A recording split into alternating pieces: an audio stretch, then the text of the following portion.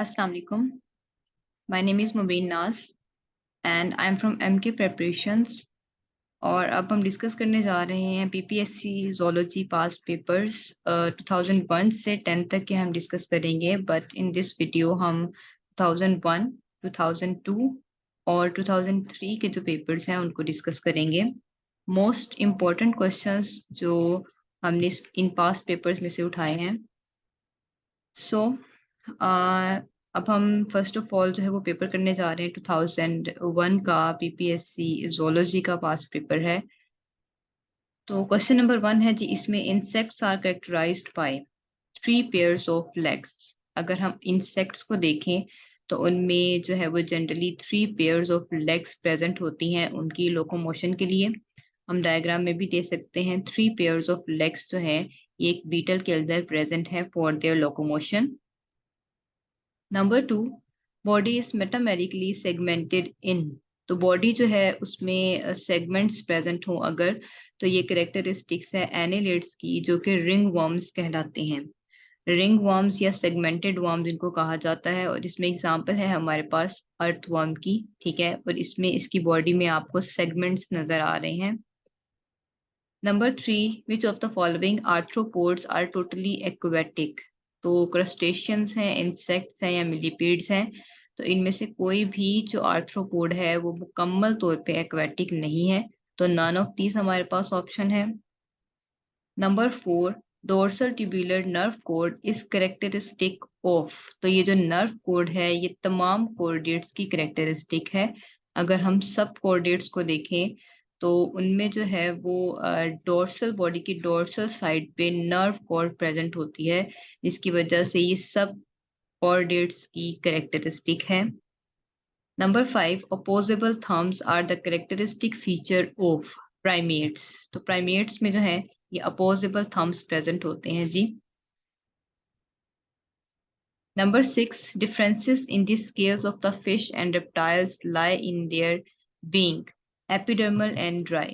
तो जो फिश और रेप्टाइल्स की स्किन जो उसके स्केल्स हैं बेसिकली दोनों के, इनका ओरिजिन जो है वो एपिडर्मल है, एपिडर्मिस से ओरिजिनेट हुए हैं और ये स्केल्स जो हैं ये ड्राई हैं।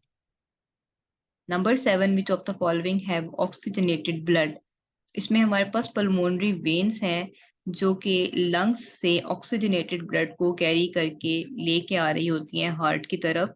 तो पल्मोनरी वेन्स जो है इनमें ऑक्सीजनेटेड ब्लड होता है, ठीक है, और पल्मोनरी आर्टरी जो कि हार्ट से ब्लड को लेके जा रही होती है लंग्स की तरफ, उस पल्मोनरी आर्टरी में डी ऑक्सीजनेटेड ब्लड होता है। तो हमारे पास यहाँ पे बेस्ट ऑप्शन है वेन्स। तो पल्मोनरी वेन्स हैं वो ऑक्सीजनेटेड ब्लड जो है वो लंग्स से हार्ट की तरफ लेके आती हैं। Number 8, scapula is bone of. Scapula जो है ये हमारे पास पेक्टोरल गर्डल की बोन है, यानी जो हमारे पास शोल्डर का पूरा स्ट्रक्चर है अगर हम स्केलेटन को देखें तो जो स्कैपुला है ये हमारे पास पेक्टोरल गर्डल का पार्ट है, ठीक है। Number 9, all the digestive glands are formed in vertebrates by the endoderm only. तो जितने भी डाइजेस्टिव ग्लैंड्स हैं, स्पेसिफिकली डाइजेस्टिव ग्लैंड्स जो हैं, क्योंकि हमारे पास जो कंप्लीट डाइजेस्टिव कैविटी है, जो डाइजेस्टिव ट्यूब है हमारी, वो एंडोडर्म से बनी हुई है। तो जितने भी ग्लैंड्स जो कि डाइजेस्टिव सिस्टम का पार्ट हैं वो सब ग्लैंड्स भी एंडोडर्म से ही डिराइव हुए हैं। Number 10, ammonia is chief excretory product in. तो अमोनिया जो है ये एक्सक्रीटरी प्रोडक्ट है जी फिश का।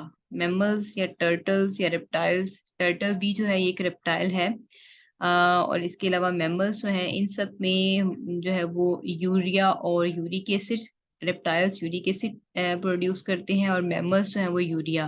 तो फिश जो है वो अमोनिया प्रोड्यूस करती है, ठीक है। यहाँ पे हमारे पास अमोनिया जो है ये फिश का एक एक्सक्रीटरी प्रोडक्ट है। Number 11, life originated during the.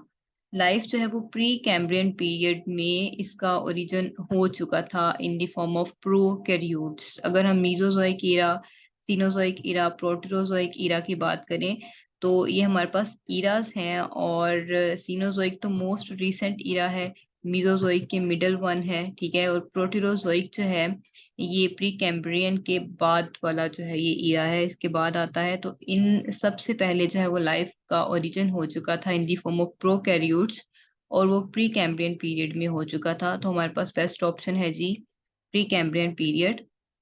Pancreas secretes, तो पेंक्रियाज क्या सिक्रीट करता है? पेंक्रियाज जो है ये एक ग्लैंड है, और ये वाहद ग्लैंड है जो कि बोथ एक्सोक्राइन और एंडोक्राइन के तौर पे भी फंक्शन कर रहा होता है। जब ये एक्सोक्राइन ग्लैंड के तौर पे फंक्शन करता है तो ये डिफरेंट जो है वो पेंक्रियाटिक जूस रिलीज करता है, और उस जूस के अंदर एंजाइम्स होते हैं जो फिर स्मॉल इंटेस्टाइन में रिलीज कर दिए जाते हैं for the further digestion of the food. और जब ये एंडोक्राइन के तौर पे फंक्शन करता है तो उस वक्त ये इंसुलिन और ग्लूकागोन हार्मोन प्रोड्यूस कर रहा होता है। यहाँ पे हमारे पास जो है ये पेंक्रियाज क्या सिक्रीट करता है? ओनली एंजाइम्स या ओनली हार्मोन्स या पेप्सिन? तो पेप्सिन तो इसमें इसकी सिक्रीशन में नहीं होता बल्कि ट्रिप्सिन होता है।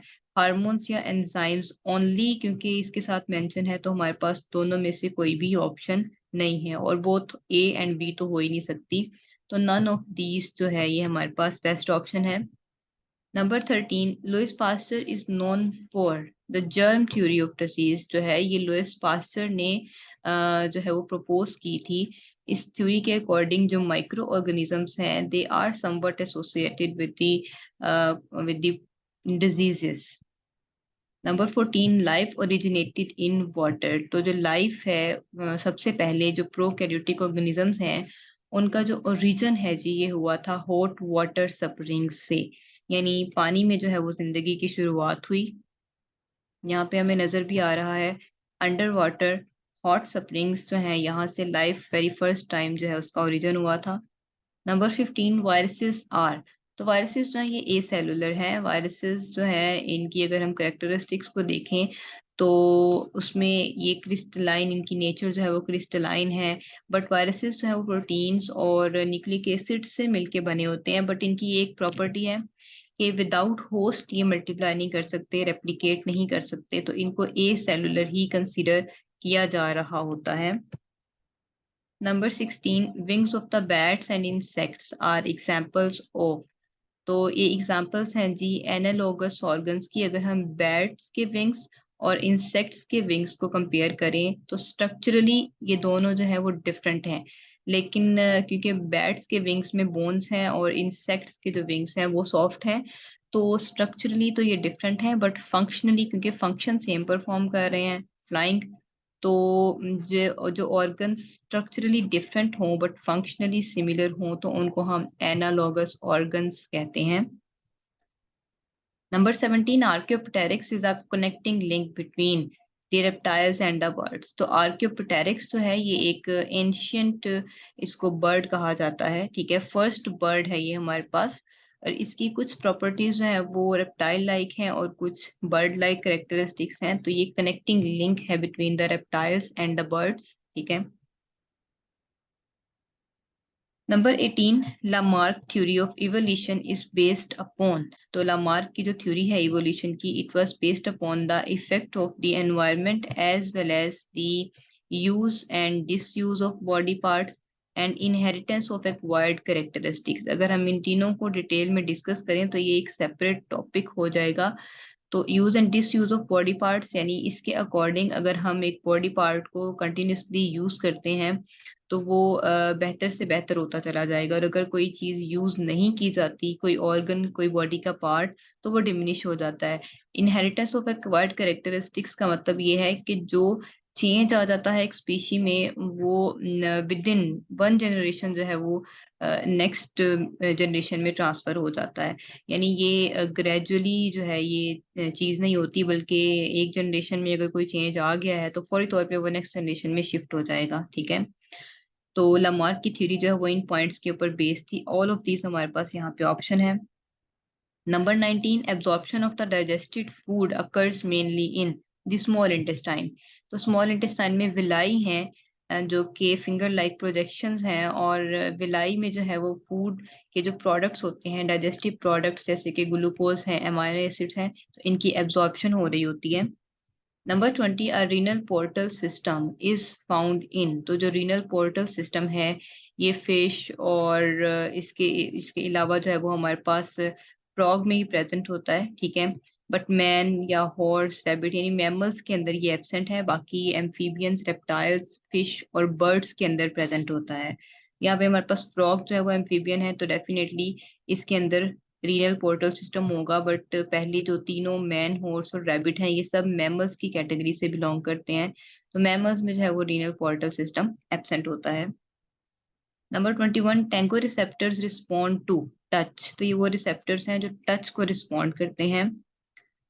Number 22 third ventricle is found in the brain of rabbit. तो रैबिट का जो ब्रेन है उसमें थर्ड वेंट्रिकल जो है ये एक स्ट्रक्चर है उसमें प्रेजेंट होता है। Number 23 blood from the glomerulus returns by the. Glomerulus जो है ये हमारे पास अगर हम किडनी को देखें उसके स्ट्रक्चरल और फंक्शनल यूनिट्स हैं नेफ्रॉन्स। और नेफ्रॉन्स में जो है ये एक कप शेप्ड स्वेलिंग होती है, और इस कप शेप्ड स्वेलिंग के अंदर जो है वो एक पूरा नेटवर्क होता है ब्लड कैपिलरीज का, जिसको हम ग्लोमेरुलस कहते हैं। ग्लोमेरुलस तक जो हमारे पास रीनल आर्टरी जो कि ब्लड लेके आ रही है वो डिवाइड होती है एफरेंट में। एफरेंट तो इसको सप्लाई करती हैं ब्लड, लेकिन एफरेंट आर्टरीज जिसको ब्लड सप्लाई करती हैं, लेकिन जो इफरेंट आर्टरीज है वो ब्लड यहाँ से वापस लेके जाती हैं फिल्टर होने के बाद, ठीक है। तो अगर हम रिटर्निंग की बात करें तो efferent renal arteries. Number 24 vital morphological and physiological units of the mammalian kidney are. तो यूरिनी फेरस ट्यूब्यूल्स जो है ये हमारे पास मेमेलियन किडनी के फिजियोलॉजिकल यूनिट्स होते हैं, यानी ये ट्यूब्यूल्स जो है ये हमारे पास ट्यूब्यूल्स के मिलने से फिर कंप्लीट जो है वो नेफ्रॉन बनता है। Number 25 which of the following secrets oxytocin. तो ऑक्सीटोसिन जो है ये पोस्टीरियर जो लोब है पिट्यूटरी ग्लैंड का वो सिक्रिएट करता है। बट रिमेंबर कि ये ऑक्सीटोसिन पोस्टीरियर लोब खुद से नहीं बनाता, बल्कि ये हाइपोथैलेमस से बनता है, और हाइपोथैलेमस में बनने के बाद जो है ये ऑक्सीटोसिन आके पोस्टीरियर लोब ऑफ पिट्यूटरी में स्टोर हो जाएगा। Number 26 longest cells in the animals are nerve cells. Nerve cells जो है ये हमारी बॉडी के लॉन्गेस्ट सेल्स हैं। Number 27 function of the centromere is to provide the site for the cell division. तो सेंट्रोमियर जो है ये हमारे पास सेल जो हमारे पास क्रोमोसोम है उसका बिल्कुल सेंट्रल पोर्शन होता है जिसके साथ उसकी क्रोमेटिड्स अटैच हैं। तो ये वो जगह है जिसके साथ हमारी माइक्रोट्यूब्यूल्स अटैच होंगी, और फिर जो है फोर्स क्रिएट होगी ताकि क्रोमेटिड्स जो है वो एक दूसरे से सेपरेट हो सकें। Number 28 which of the following has extra nuclear DNA. यानी किस ऑर्गेनेली के अंदर जो है वो सेल के अलावा जो सेल में डीएनए है उसके अलावा एक्स्ट्रा डीएनए भी प्रेजेंट होता है। तो ऐसी ऑर्गेनेली जो है वो हमारे पास है जी, यहाँ पे माइटोकॉन्ड्रिया। लाइसोसोम गोल्जी कम्प्लेक्स में तो बिल्कुल नहीं होता। माइटोकॉन्ड्रिया के पास जो है वो अपना डीएनए और राइबोसोम्स होते हैं, जिसकी वजह से ये एक सेल्फ रेप्लिकेटिंग ऑर्गेनेली कहलाती है। Number 29 who gave the laws of the segregation and dominance. तो सिंपल मेंडल जो था ग्रीगर जॉन मेंडल जो है इसने सबसे पहले हमें सेग्रीगेशन ऑफ द एलील्स उसका लॉ हमें जो है वो प्रोवाइड किया था। Number 30 adrenal glands are found in close association with. तो एड्रीनल ग्लैंड्स जो है ये किडनीज के ऊपर प्रेजेंट होते हैं, और यहाँ पे हमारे पास कोई भी ऑप्शन नहीं है टेस्टिस स्प्लीन या लिवर या ओवरीज, तो नन ऑफ दीज हमारे पास बेस्ट ऑप्शन है।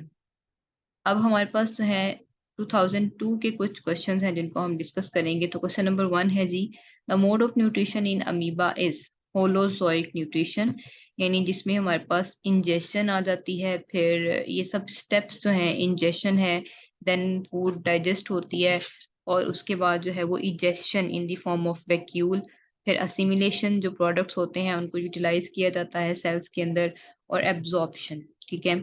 ये हमारे पास जो है वो होलोजोइक टाइप न्यूट्रिशन अमीबा में प्रेजेंट है।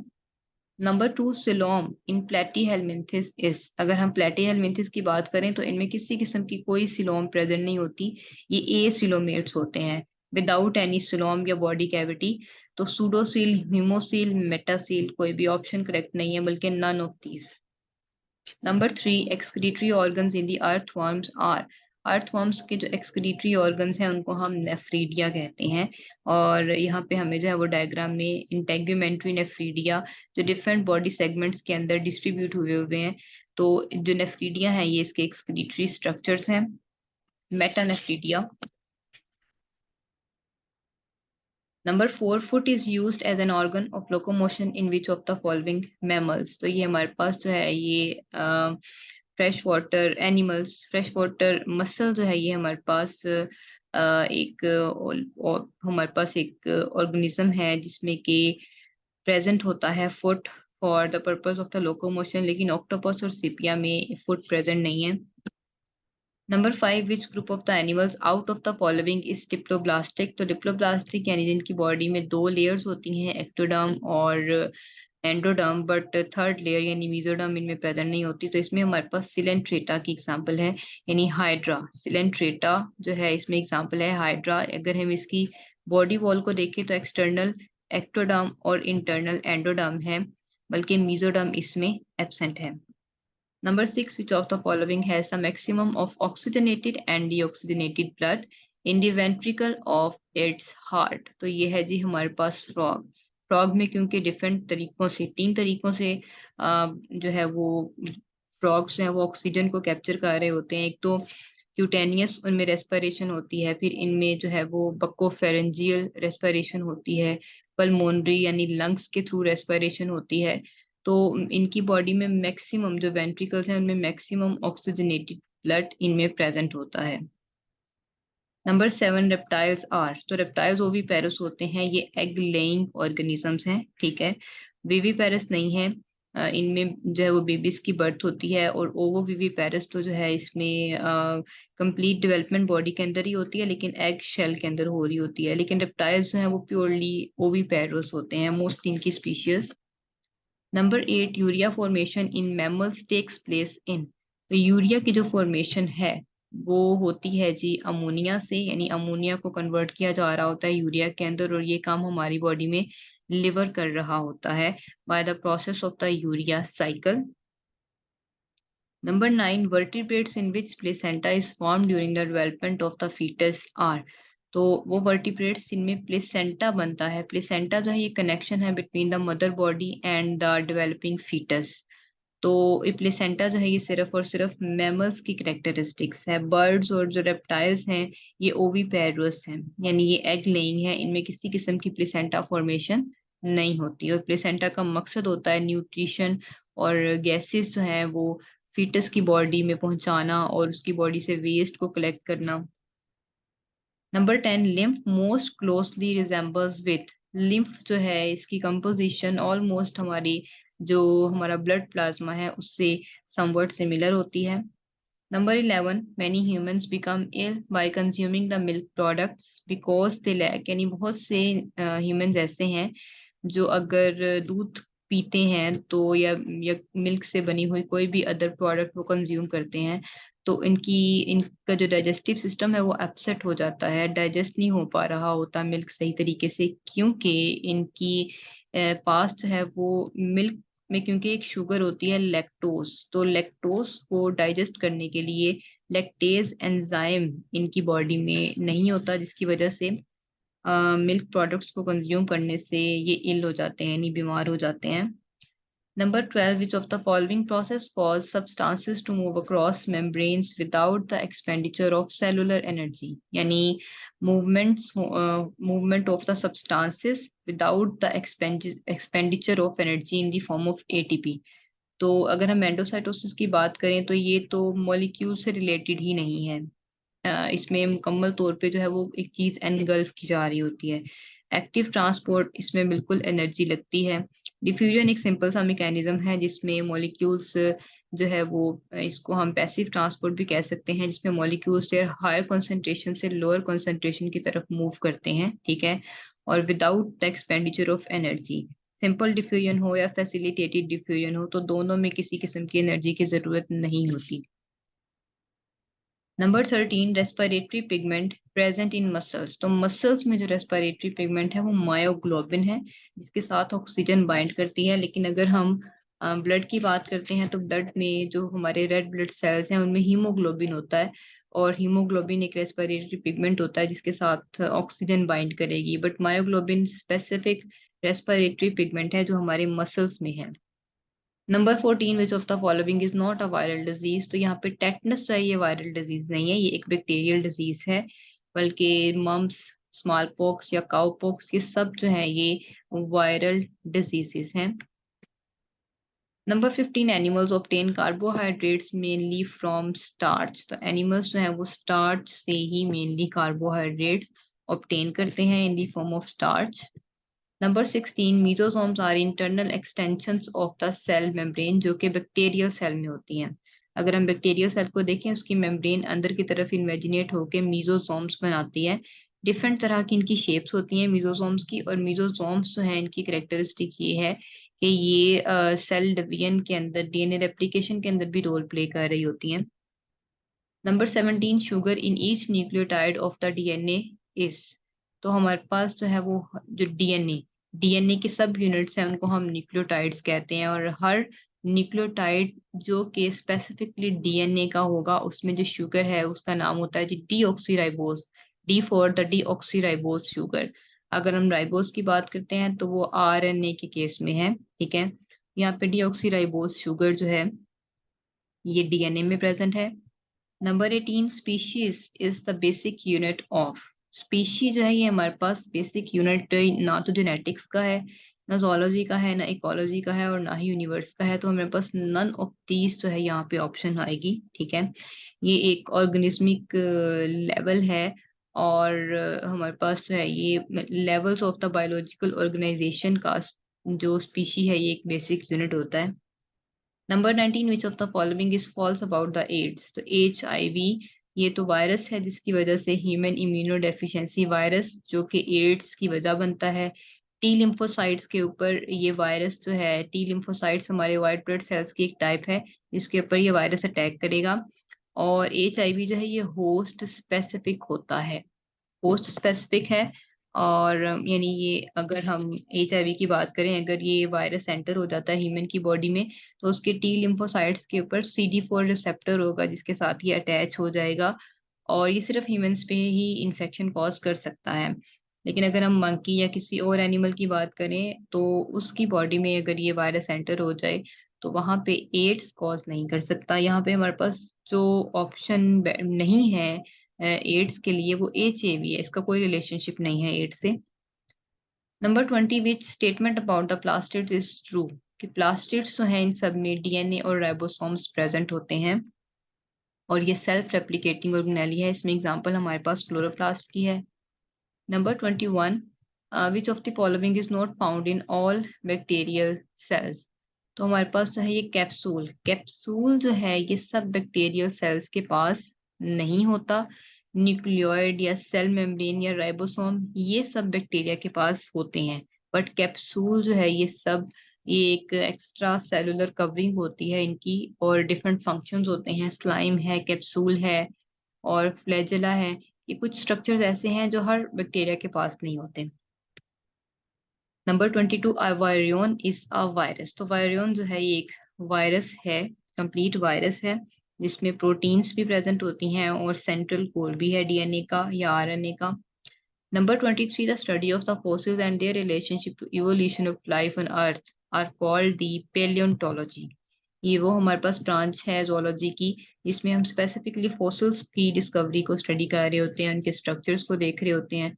Number 24, a connecting and supporting tissue in animals. तो जो कनेक्टिंग और सपोर्टिंग टिश्यू है वो हमारे पास कनेक्टिव टिश्यू है, और यहाँ पे जो बोन और इसके अलावा कार्टिलेज है ये सब कनेक्टिव टिश्यू की ही एग्जांपल्स होती हैं। तो क्योंकि हमें टिश्यू के बारे में पूछा गया है ना कि उसकी एग्जांपल्स के बारे में, तो हम यहाँ पे बोन चूज नहीं कर सकते। कनेक्टिव टिश्यू हमारे पास जो है ये बेस्ट ऑप्शन है। Number 25, interstitial fluid closely resembles. Interstitial की यहाँ पे फ्लूइड की जो है वो रिजेंबलेंस पूछी हुई है, जो ना तो रेन वाटर के साथ है, ना ही सी वाटर, ना ही लेक वाटर, और ना ही पॉन्ड वाटर। तो नन ऑफ दीज जो इंटरस्टिशियल फूड है ये समवट जो है वो रिजेंबल कर रहा होता है लिम्फ से। Number 26, the amount of the lactic acid in muscles increases when they are lacking in oxygen. तो हमारे पास अगर जी ऑक्सीजन अवेलेबल हो, सेल्स के अंदर बहुत ज़्यादा ऑक्सीजन हो, तो ग्लाइकोलिसिस के बाद, ग्लाइकोलिसिस जो है ये फर्स्ट स्टेप होता है रेस्पिरेशन का। तो ग्लाइकोलिसिस जिसमें ग्लूकोज की ब्रेक डाउन हो रही होती है पायरुवेट के अंदर, तो अगर तो अब ऑक्सीजन अवेलेबल है तो पायरुवेट एंटर होगा जी माइटोकॉन्ड्रिया में, ठीक है। और यहाँ पे ये फर्दर सेलुलर या एरोबिक रेस्पिरेशन को कंटिन्यू करेगा।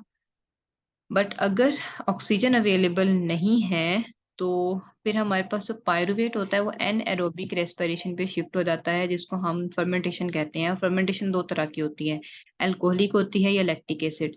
जो अल्कोहलिक फर्मेंटेशन है उसमें पायरुवेट की ब्रेक डाउन हो रही होती है जी अल्कोहल के अंदर, और ये यीस्ट और बैक्टीरिया में होगा। लेकिन जो लैक्टिक या लैक्टेट फर्मेंटेशन है उसमें पायरुवेट की ब्रेक डाउन हो रही होती है लैक्टिक एसिड में, और ये हमारे पास ह्यूमन मसल्स के अंदर हो रहा होता है। और फिर अगर आहिस्ता आहिस्ता मसल से सर्कुलेशन में जाता है लैक्टिक एसिड, और सर्कुलेशन से फिर ये लिवर के पास जाएगा और लिवर इसको दोबारा कन्वर्ट कर देगा ग्लूकोज के अंदर। Number 27, if a person eats more proteins than are needed, this causes increased production of। तो अगर हम ज्यादा प्रोटीन्स कंज्यूम करते हैं इसका मतलब ज्यादा अमाइनो एसिड्स होंगे, और ज्यादा अमाइनो एसिड्स की स्प्लिटिंग से मोर अमोनिया रिलीज होगा, और मोर अमोनिया अगर रिलीज होगा तो उसको यूरिया में कन्वर्ट किया जा रहा होता है। तो जितनी ज्यादा प्रोटीन उतना ही ज्यादा यूरिया की फॉर्मेशन होगी।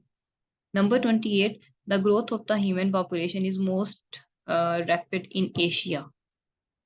Number 29, which type of tissue forms glands. तो हमारे पास एपिथेलियल टिश्यूज हैं यहाँ पे जो कि ग्लैंड्स की फॉर्मेशन में इन्वॉल्व होते हैं। Number 30, carbon combines with nitrogen in amino acid linkage to form the peptide bond. तो इसमें हमारे पास एक एमाइनो एसिड और दूसरा एमाइनो एसिड, दो एमाइनो एसिड्स में इनकी जो है वो एक का कार्बोक्सिलिक ग्रुप और दूसरे का एमाइनो ग्रुप आपस में रिएक्ट करते हैं। एक का यहाँ पे हमारे पास एमाइनो ग्रुप है और एक तरफ हमारे पास कार्बोक्सिलिक ग्रुप है। ये दो डिफरेंट एमाइनो एसिड्स हैं और इनके कॉम्बिनेशन से यहाँ एक डिहाइड्रेशन सिंथेसिस है, यानी वाटर का मॉलिक्यूल रिलीज होगा और हमारे पास जो है वो बॉन्ड बनेगा जिसमें कार्बन और नाइट्रोजन आपस में बॉन्ड बना रहे होंगे। इसको हम सी एन लिंक भी इसको हम कहते हैं, ये पेप्टाइड बॉन्ड लिंक होता है। अब हम मूव करें हैं जी 2003 के पेपर की तरफ, और इसमें फर्स्ट क्वेश्चन है हमारे पास, contractile vacuole in protozoa is basically concern with. तो जो कॉन्ट्रैक्टाइल वैक्यूल होता है इसका रोल होता है ऑस्मो रेगुलेशन के अंदर, यानी वाटर या सोल्यूट्स की जो मेंटेनेंस है। और ये कॉन्ट्रैक्टाइल वैक्यूल्स प्रोटोजोआ यानी अमीबा वगैरह के अंदर प्रेजेंट होते हैं। Number 2, gemmules are produced in. तो गेम्यूल्स है ये इंटरनल बर्ड्स होती हैं, और ये बर्ड्स जब बॉडी से बाहर रिलीज होती हैं तो पूरी की पूरी नई स्पॉन्ज के अंदर ग्रो कर जाती हैं। तो स्पॉन्जेस बिलोंग करती हैं फाइलम पोरिफेरा से। तो हमारे पास पोरिफेरा यहाँ पे बेस्ट ऑप्शन है। Number 3, scales in reptiles originate from. तो एक्टोडर्म से ये हमारे पास स्केल्स हैं रेप्टाइल्स के, इनका ओरिजिन हुआ है। Number 4, the chordates are dissected from. Chordates जितने भी कोर्डेट्स हैं उनकी एक डोर्सल साइड होती है, एक वेंट्रल होती है, और अगर हमें डाइसेक्ट करना हो किसी ऑर्गेनिज्म को फॉर द सर्जरी पर्पसेस तो उसके लिए हम उसको बॉडी की वेंट्रल साइड से ही डाइसेक्ट करते हैं। Number 5, open type of the blood vascular system is present in. Mollusc mollusc के अंदर जो है वो ओपन सर्कुलेटरी सिस्टम प्रेजेंट होता है। इकाइनोडर्म्स या कॉर्डेट्स की बात करें तो इनमें क्लोज्ड सर्कुलेटरी सिस्टम ही होता है। Number 6, frog has the following number of neck vertebrae. तो फ्रॉग में उसकी जो नेक है, क्योंकि ये एक्सटेंड हो सकती है, तो इसमें 9 वर्टिब्री प्रेजेंट होते हैं। अगर हम ह्यूमंस की बात करें उसमें टोटल 7 वर्टिब्री है नेक के अंदर, लेकिन फ्रॉग में 9 है। Number 7, insects have adapted to the environment। Insects जो हैं these are adapted to the aquatic environment। Number 8, the true jaw is not present in। एग्नेथन्स के अंदर जॉ प्रेजेंट नहीं होता, बल्कि लेस्मोप्रैंक्स जो कि कार्टिलेजिनियस फिश है और बोनी फिशेस, इनके अंदर जॉ ये विद जॉस फिशेस हैं, और एग्नेथन्स ये प्रिमिटिव फिशेस हैं, जॉलेस हैं। Number 9, sea horse is included in. Sea horse है ये एक फिश है, तो क्लास स्पाइसिस से ये बिलोंग करती है और किसी क्लास से बिलोंग नहीं करती। Number 10, a house fly has the following number of legs. तो एक हाउस फ्लाई को अगर हम देखें तो इसमें टोटल नंबर ऑफ लेग्स पूछा गया है, not the pairs.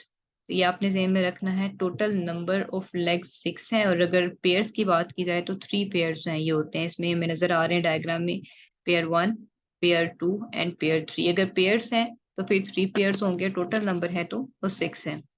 Number 11, the main division of the chromosomes occurs in. तो क्रोमोसोम्स बेसिकली किस फेज में सेपरेट हो रहे होते हैं माइटोसिस की, तो वो है हमारे पास एनाफेज। एनाफेज में जो है वो ट्यूब्यूल्स जो है वो एक्सटेंड करती हैं क्रोमोसोम्स और क्रोमेटिड्स को separate. In case of meiosis homologous chromosome separate होंगे, in case of mitosis chromatids एक दूसरे से सेपरेट हो रहे होते हैं और ऑपोजिट पोल पे मूव करते हैं। Number 12, the protein synthesis occurs in ribosomes. Ribosomes वो ऑर्गेनेलीज हैं जो कि प्रोटीन सिंथेसिस में इन्वॉल्व होती हैं। Number 13, blood antigens are present in. Blood antigens की अगर हम बात करें जो हमारे ब्लड ग्रुप को डिफाइन करती हैं, तो वो हमारे रेड ब्लड सेल्स के ऊपर प्रेजेंट हैं। दो तरह की, डिफरेंट तरह की हैं, जैसे एबीओ ब्लड ग्रुप सिस्टम है, उसमें एंटीजन ए और बी होगी। आरएस ब्लड ग्रुप सिस्टम होता है, उसमें आरएच एंटीजन होती है। तो ये हमारे रेड ब्लड सेल्स के ऊपर प्रेजेंट है। Number 14, sex linked genes are the genes located on both the X and Y chromosomes. अब इसमें जो है वो कुछ इस लिहाज से भी है कि मोस्टली जो है ये एक्स क्रोमोसोम के ऊपर होते हैं, ठीक है। Sex linked jeans mostly x chromosome पे हैं, कुछ जो है वो स्पेसिफिक वाई क्रोमोसोम्स के ऊपर भी प्रेजेंट होते हैं। तो हम इसमें से एक्स क्रोमोसोम्स ओनली तो नहीं चूज कर सकते, क्योंकि वाई क्रोमोसोम का भी सेक्स डिटर्मिनेशन में रोल होता है और कुछ सेक्स लिंक जीन्स इसके ऊपर भी प्रेजेंट होते हैं। और इसके अलावा एक्स क्रोमोसोम्स ओनली इसलिए हम चूज नहीं कर सकते। सो हमारे पास बेस्ट जो यहाँ पे मेरे लिहाज से ऑप्शन है वो both X and Y chromosomes है। Number 15, transcription is the phenomena associated with the formation of transfer RNA। अगर हम ट्रांसक्रिप्शन को देखें तो ये वो प्रोसेस होता है जिसमें डीएनए जो है उससे मैसेंजर आरएनए बन रहा होता है, या ट्रांसफर आरएनए या राइबोसोमल आरएनए, यानी डीएनए से आरएनए बनने का प्रोसेस उसको हम कहते हैं ट्रांसक्रिप्शन। तो वो कोई भी आरएनए हो, आइदर वो राइबोसोमल है या ट्रांसफर है या मैसेंजर आरएनए है। तो यहाँ पे सिंथेसिस ऑफ न्यू डीएनए ये बिल्कुल भी नहीं है, फॉर्मेशन ऑफ मैसेंजर आरएनए तो ठीक है, बट डीएनए, डीएनए से डीएनए बनने का प्रोसेस जो है ये ट्रांसक्रिप्शन नहीं, वो रेप्लिकेशन होता है। हमारे पास बेस्ट ऑप्शन यहाँ पे सी है, formation of transfer RNA. Number 16, segregation of alleles of a gene occurs in. Diploid individuals जो है उनमें एलील्स सेपरेट होती हैं, क्योंकि हर जीन की दो एलील्स होती हैं, ठीक है, और वो सेग्रीगेट होती हैं ड्यूरिंग द मियोसिस, और फिर इनकी आपस में अगेन यूनियन, इनकी जो है ये यूनाइट हो जाती हैं during the formation of, during the fertilisation. Number 17, sodium potassium pump is located in. Liver cell में भी है जी, हार्ट सेल में भी है, नर्व सेल में भी है। तो ये जो है यहाँ पे नर्व इम्पल्स को जनरेट करने के लिए और इनकी स्टिमुलेशन के लिए ये रिक्वायर्ड होता है। तो ऑल ऑफ द अबव हमारे पास ऑप्शन है। Number 18, pepsin is an enzyme responsible for breaking. Pepsin वो एंजाइम है जो कि प्रोटीन्स की ब्रेकडाउन में रोल प्ले करता है और स्टमक में ये रिलीज होता है बाय द गैस्ट्रिक ग्लैंड्स, और एसिडिक एनवायरनमेंट में वर्क करता है जिसके लिए pH 2 रिक्वायर्ड होती है। Pacemaker is located in. Pacemaker जो है ये एक तरह से बैटरी ऑपरेटेड सिस्टम होता है जो हमारे हार्ट के साथ, यानी उसके राइट एट्रियम के ऊपर प्रेजेंट होता है। यहाँ पे एक ग्रुप ऑफ सेल्स है जिसको हम कहते हैं जी पेस मेकर, या एस ए नोड भी कहा जाता है, साइनो एट्रियल नोड। और यहाँ पे जो है वो बेसिकली इम्पल्स जनरेट हो रही होती है ताकि रिदमिसिटी हो सके, ऑटोमेटिक रिदमिसिटी हो सके हार्ट की, और उसके चैम्बर्स कॉन्ट्रैक्ट कर सके। Number 20, follicle stimulating hormones are produced in. तो एंटीरियर पिट्यूटरी ग्लैंड, जो पिट्यूटरी ग्लैंड का एंटीरियर लोब है वो फॉलिकल स्टिमुलेटिंग हार्मोन बनाता भी है और वहां से रिलीज भी होता है, ठीक है, एंटीरियर पिट्यूटरी लोब से। Number 21, genetic dominance is strongly associated with the population distribution. Number 22, crossing over is the physical exchange between the chromosomes। तो क्रॉसिंग ओवर जो है वो हमेशा होमोलोगस क्रोमोसोम्स के दरमियान हो रही होती है।